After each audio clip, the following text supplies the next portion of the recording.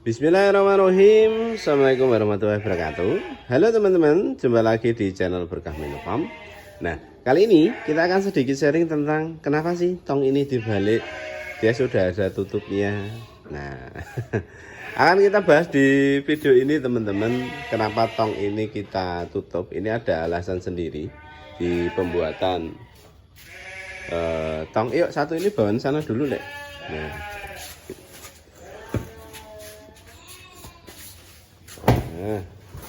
ke sana dulu.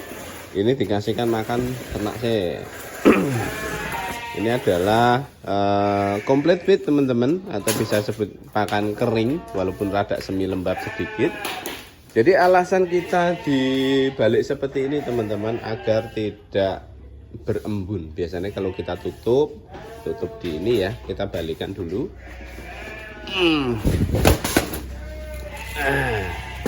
Nah, biasanya kalau kita tutup model seperti ini, ditutupnya ini akan ngembun teman-teman. Ngembun, kemudian lama-lama itu kalau ada kebocoran sedikit, pasti ada kebocoran sedikit walaupun sedikit, dan akan jamur. Walaupun jamurnya itu di pinggirnya ini aja sih, itu dibuang enggak masalah, yang bawahnya itu bagus. Tapi dengan dibalik seperti teman-temannya itu nanti hasilnya seperti ini teman-teman. Ini sudah umur kurang lebih berapa ya, 2 mingguan lebih teman-teman. Ini sudah 2 mingguan lebih dan hasilnya seperti ini. Nah, ini kita sebut complete feed, bisa kita sebut pakan kering, bisa. Hasilnya masih seperti awal teman-teman. Lihat nih, tidak berjamur, minim jamur. Nah, seperti ini teman-teman jadinya. Ini kalau di kamera rada gini ya, tapi kalau aslinya rada kuning teman-teman. Nah, hasilnya tetap seperti ini, bagus. Wes kayak wae. Iki aku gawe video. Jadi hasilnya seperti ini teman-teman. Ini baunya tape. Dalam artian tape itu enak teman-teman. Kalau kita buatnya itu tapenya terlalu menyengat, berarti kadar airnya itu banyak. Nah, ini kadar airnya seperti ini teman-teman. Dipegang pun tidak akan basah. Ini di atasnya mamel lah, kepiar. Inilah pakan kering yang kita buat, yang sering kita contohkan di video itu teman-teman.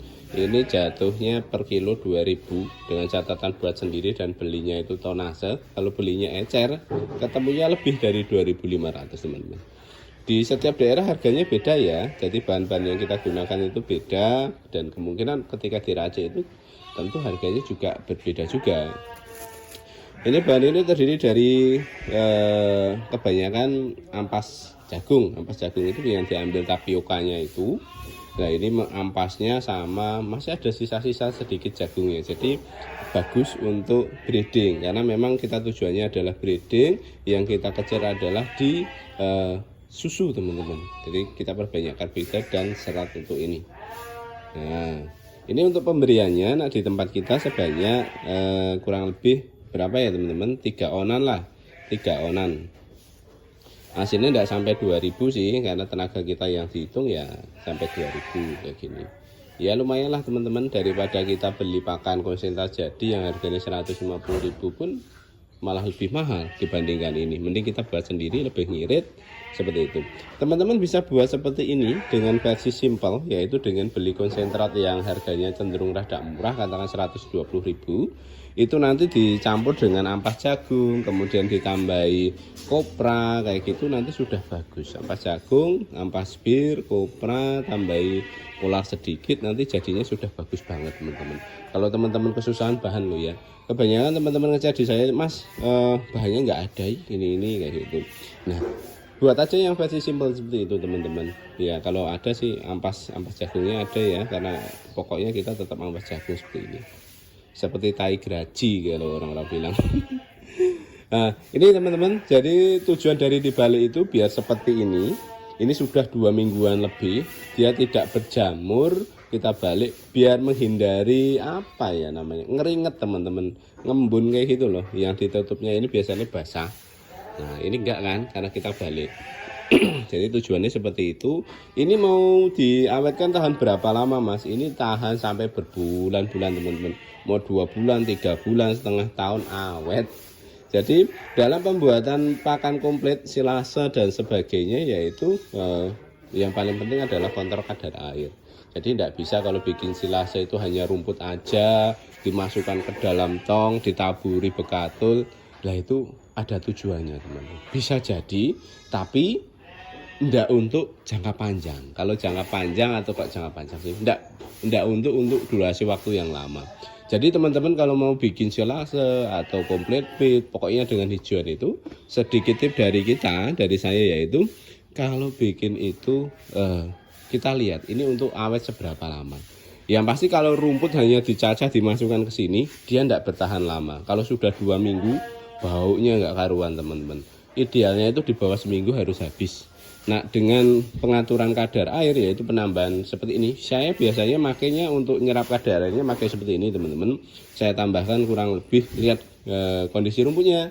Kalau di musim hujan seperti ini rumputnya hijau banget, berarti kita perlu nambahkan sebanyak 30% seperti ini. Tapi kalau di musim kemarau, saya paling nambahin sekitar 15-20% seperti ini. Lihatnya kadar air.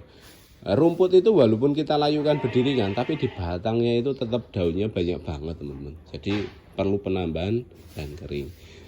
Stop pemikiran pakan semurah-murahnya, hasil semaksimal mungkin. Ngapusi teman-teman, karena ternak itu tetap butuh nutrisi, butuh pakan tambahan untuk melengkapi kebutuhan dari nutrisinya tersebut. Nah kayak gitu ya teman-teman.